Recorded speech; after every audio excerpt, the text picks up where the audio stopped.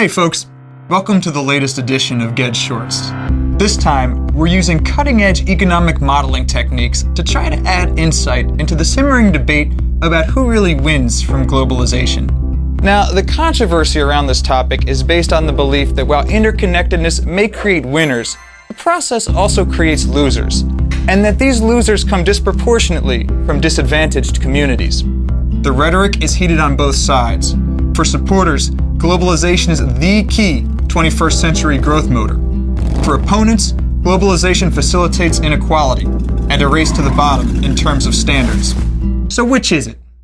To find an answer, we devised a globalization index that measures the overall effect of economic, social, and political interconnection. Our index looks at 42 countries' economic growth from 1990 to 2011 and compares those figures to estimated growth had global interconnectedness remained at 1990 levels. The results are not what we expected. According to the study, all 42 countries benefited from globalization in the period under review.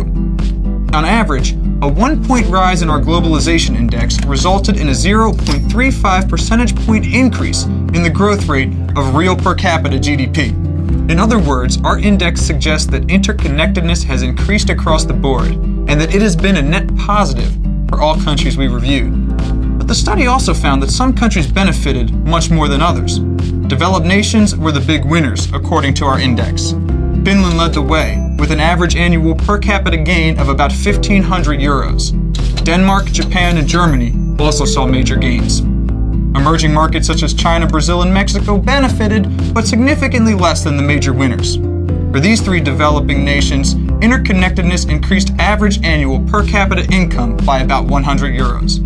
This is far less than the gains in the developed world, but it is still impressive relative to their GDP in 1990. So what does it all mean? Well, on the one hand, we found that all countries benefited from globalization, and that interconnectedness is generally a good thing.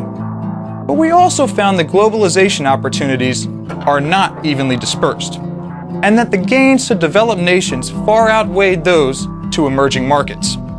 In the long run, this trend could exacerbate global inequalities, especially considering our previous research that suggests emerging markets could lose out from regional trade pacts such as TTIP. In terms of policy, as globalization is highly unlikely to disappear, the developed world must ensure that emerging markets have every opportunity to join the party. Otherwise, further down the road, today's big winners may not have anyone left to hang out with. So have a look at our findings and let us know what you think. And we'll see you next time when the GED team investigates how international trade affects inequality, not just between countries, but within countries as well.